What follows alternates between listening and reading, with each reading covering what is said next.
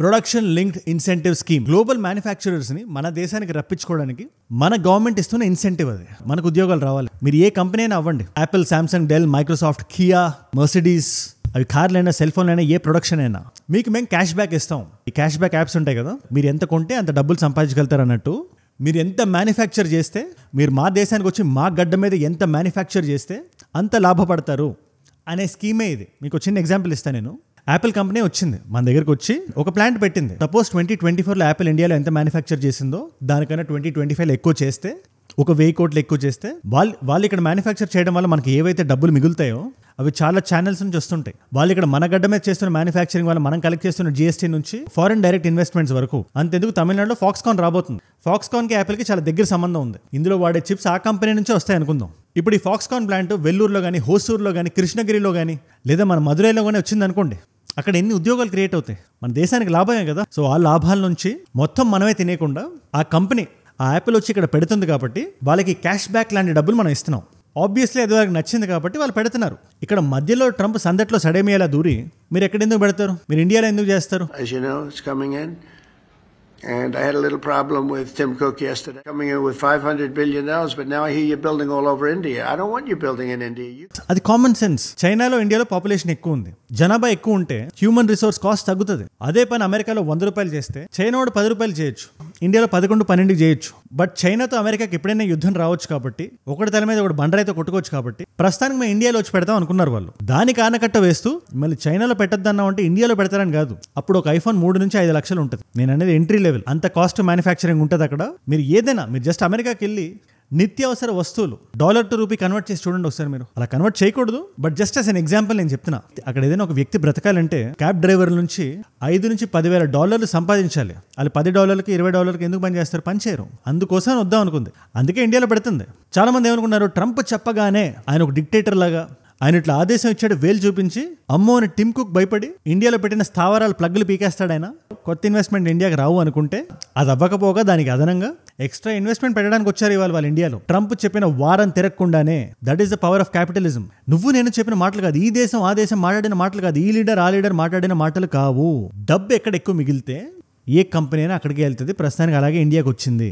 And కడుపు మంట అనేది ఖచ్చితంగా పెరుగుతుంది. మనం ఏదో వాళ్ళని దాటేస్తామని కాదు, మన రియాలిటీలో ఉండాలి. We're much behind USA, we're much behind China. కానీ అట్లీస్ట్ మనకు ఆత్మగౌరవం ఉంది. బంగ్లాదేశ్ లాగా, పాకిస్తాన్ లాగా దాన్ని తాకట్టు పెట్టి ఒకటి మోచేతి నీళ్లు తాగాలనుకోవట్లేదు. అది వీళ్ళకి నచ్చట్లేదు. సింపుల్ గా చెప్తున్నా, నిన్న $5 లక్షల విలువ చేసే మ్యాంగోస్ వెళ్ళినాయి యూఎస్కి. అది మన కష్టం, మన రక్తం. అది మన ఎక్స్పోర్టర్స్ ఎంతో కష్టపడి అన్ని సిగ్నేచర్లు, అన్ని ఫార్మాలిటీస్ ఫినిష్ చేసి పంపిస్తే ఒక చిన్న ఫార్మాలిటీ కరెక్ట్గా లేదని, డాక్యుమెంటేషన్ కరెక్ట్గా లేదని 7 షిప్మెంట్స్ ఆపేశారు. 7 షిప్మెంట్స్. యూఎస్లో ఒక ఆఫీసర్ చేసిన పని అది. వాళ్ళ పై ఆఫీసర్లు చెప్పకుండా అతను ఎందుకు చేస్తాడు? అది ముఖ్యంగా ఇండియాని ఎందుకు టార్గెట్ చేస్తాడు? మీరు అది ఆలోచించాలి ఒకసారి. యుఎస్ అనేది ఇవాల్టి రోజున 2025లో ఒక ఫ్రాజైల్ ఈగో మీద కూర్చొని ఉంది. మన ఆత్మ గౌరవాన్ని మనం రక్షించుకుంటూనే దాని మీద ఒక థిన్ లైన్ మీద మనం నడవాలి. మనం వెళ్ళి అవుట్ ఆఫ్ ద వే వెళ్ళి ట్రంప్ని ఏమనకూడదు. That's not good for us. చాలా వరకు ఎక్స్పర్ట్స్ కూడా ఇదే అంటారు, మీరు ట్రంప్ని ఎక్నాలెడ్జ్ చేయండి అని. మోదీ గారికి ఎంతమంది చెప్పుండరు? ఆయన ఇచ్చారు కదా, ఆయన ఆదంపూర్లో ఇచ్చిన స్పీచ్ కానీ, నేషన్స్ అడ్రస్లో కానీ ఒక మాట అలా అనేయచ్చు. ట్రంప్ గారు మీడియేట్ చేశారు, మేము దానికి చాలా సంతోషపడుతున్నాం అంటే ట్రంప్ హ్యాపీగా ఉండేవాడు. ఇవాళ ఈ గోల్ ఉండేది కాదు. కాకపోతే భారతదేశాన్ని ఎప్పుడూ ఒక మెట్టు తగ్గించే చూస్తారు. ఏదైనా డీల్ చేయాలన్నా, ఏదైనా మాట్లాడాలన్నా, ఇవాళ మొహమ్మద్ యూనస్కి ఏదైతే స్థితి ఉందో, ఇషక్ దర్కి ఏదైతే స్థితి ఉందో, ఇషక్ దర్ ఏ స్థాయిలో అయితే ఉన్నాడో, మినీ బస్ వేసుకొని వెళ్తున్నాడు అక్కడ బీజింగ్లో. మీకు అర్థమవుతుంది కదా, డిప్యూటీ ప్రైమ్ మినిస్టర్ అయినా, ఏదో పాకిస్తాన్ నుంచి ఒక డిప్లొమాట్ రాలేదు. ఆ స్థాయికి పడేస్తారు మోచేతి నీళ్లు తాగే కంట్రీస్ని. And one more important thing, మనం అలా చెప్పకపోవడానికి కారణం కూడా వీ స్ట్రాంగ్లీ బిలీవ్, అది మన ఇన్నర్ ఇథోస్. అది మనకి పాకిస్తాన్కి ఇష్యూస్ ఉంటే వాడెవడో దేశం వచ్చి వాడెవడో మనకి చెప్పడానికి మేము సెట్ చేసాం, మేము మాట్లాడతాం, ఏదో 2 చిన్న పిల్లలు వెళ్ళి కొట్టుకుంటున్నారు, వీళ్ళకన్నా మనకు బెటర్గా తెలుసు అంటే, మీకు బెటర్గా తెలుసుంటే ఇరాక్లో మారణకాండ ఎవరు చేశారు? మిడిల్ ఈస్ట్లోకి మీ ట్రూప్లను పంపించి దేశాల్ని కదిపేశారు. మీరు హ్యుమానిటీ గురించి మాట్లాడకూడదు. యుఎస్ అసలు మాట్లాడకూడదు. మనుషులు ఎలా ఉండకూడదు, ఎంత స్వార్థంగా ఉండకూడదు అని చెప్పాల్సి వస్తే వీళ్ళ పేర్లు చెప్పాలి. బ్రిటిషర్లు, అమెరికన్స్, వీళ్ళు అడుగుపెట్టిన నేల మీద మొలిచిన ఇండిజినియస్ కల్చర్స్ ఉంటాయి కదా, దాన్ని చెరిపేసి, తొక్కేసి, పెరికేసి వీళ్ళు ఎదిగారు. వీళ్ళు అఫ్కోర్స్ మనల్ని కూడా అదే చేద్దాం అనుకున్నారు. మన నేల మీద, మన దేశం మీద వచ్చిన ఇన్వేషన్స్ ఏవైతే ఉన్నాయో మనం తుడిపేద్దాం అనుకున్నారు వాళ్ళు. మనలో మనకే గొడవలు పెట్టేసి ఈ నేలని డివైడ్ అండ్ రూల్ చేసి. బట్ మన కల్చర్ ఇవాళకి ఇంత స్ట్రాంగ్గా ఉందంటే దానికి కారణం ఏంటి? 1000 సంవత్సరాల చరిత్ర. తెల్లతోలు ఉంది అనే సుపీరియారిటీతో 100 మంది బఫూన్లు వచ్చి దాన్ని జస్ట్ అలా తీసేదారు. అది జరగని పని. అది ఇవాటికి వాళ్ళు ఈగో చూపించవచ్చు, బట్ మనం ఎక్కడ లైన్ క్రాస్ చేయలేదు. మన జయశంకర్ గారు కూడా కశ్మీర్ ఇష్యూ అనేది మా మధ్య ఉండే బయోలాటరల్ ఇష్యూ, ఇన్ఫాక్ట్ బైలాటరల్ అని చెప్పి వాళ్ళకి ఆ రెస్పెక్ట్ మనం ఇస్తున్నాం, కానీ ఇండియాకి పాకిస్తాన్ కూడా కాదు. పాకిస్తాన్ అనేది ఒక నేషన్ కింద నేను కన్సిడర్ చేయను. ఆ దేశం ఈ స్థాయికి ఎందుకు దిగజారిపోయింది అనే క్వశ్చన్ ఎవరికి వచ్చినా అసీం మునీర్ మన ఎగ్జాంపుల్గా చూపించవచ్చు. పాకిస్తాన్ ఇండియా కాంబాట్ సినారియోలో వీళ్ళు ఏదో పొడి చేసినట్టు, ఈయనేదో పుడింగ్ అయినట్టు ఆ ఆర్మీ చీఫ్ నుంచి ఫీల్డ్ మార్షల్కి ఆయనే ప్రమోట్ చేసుకున్నాడు. ఇన్ఫాక్ట్ ఈ పొజిషన్ మీద ఆయన కన్ను ఉంది. చాలా మంది డిఫెన్స్ ఎక్స్పర్ట్ స్ట్రాంగ్ ఫీలింగ్ ఏంటో తెలుసా, ఈ పెహల్గామ్ ఏదైతే ఉందో పెహల్గామ్కి దానికన్నా ఒక వారం ముందు ఆయన ఇచ్చిన స్పీచ్కి ఖచ్చితంగా ఏదో కనెక్షన్ ఉండే ఉంటుంది. ఆయన టెక్నికల్లీ ఈ సంవత్సరం రిటైర్ అయిపోవాలి, దాన్ని ఒక 2 సంవత్సరాలు పోస్ట్పోన్ చేశాడు.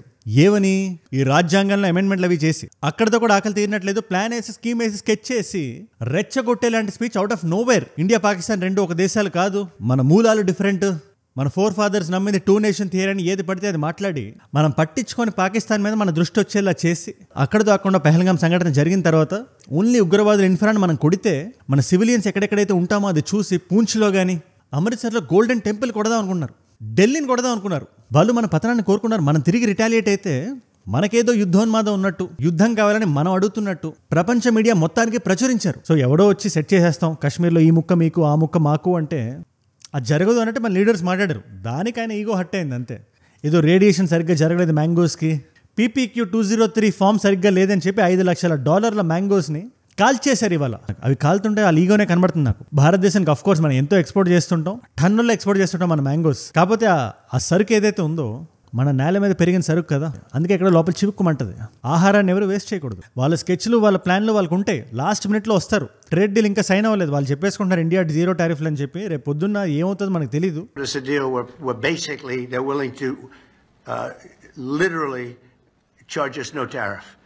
I don't want comment on that. But ఆ డీల్ సైన్ చేసేటప్పుడు మాత్రం ఈ ఫోర్స్డ్ అగ్రెషన్ ఏదైతే ఉందో దాన్ని ఫోర్ ఫ్రంట్ లో పెట్టి ఇలా ఉండకూడదు అనుకుంటే సైన్ చేయండి అని చెప్పే candidate is Trump.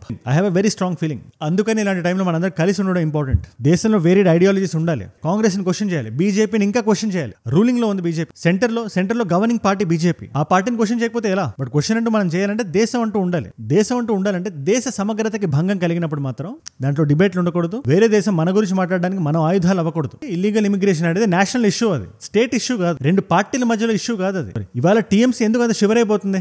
Rohingya numbers ఇవ్వమంటే వాళ్ళ ఫౌండేషన్స్ ఎందుకు కదిలిపోతున్నాయి? వాళ్ళ ఫౌండేషన్ నిలబడిందే వీళ్ళ ఓట్ల మీద కాబట్టి. మన ఓట్ల కోసం దేశాన్ని నమ్మకూడదు కదా. దీని మీద మీ అభిప్రాయం ఏంటి? నాకు కింద కామెంట్స్ లో రాయండి. ఇది ఒక మంచి డిస్కషన్ ఫోరం లో పెడదాం. I try to discuss everything important. కాకపోతే మీ వాయిస్ కూడా ఉండాలి. అక్కడక్కడ చిన్న మిస్టేక్ ఏదైనా జరిగినా కూడా నన్ను క్షమించండి. ఏదైనా పేరు అటు ఇటు అవుతుంటుంది. I'm not good with names.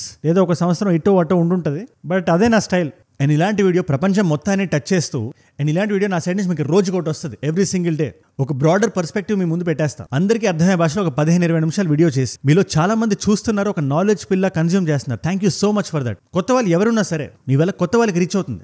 అలాంటి కొత్త వాళ్ళు ఎవరున్నా సరే నేను వీడియో పెట్టిగానే మీ దగ్గర రావాలంటే కింద కనబడే సబ్స్క్రైబ్ బటన్ నొక్కి పెట్టేసుకోండి. డన్.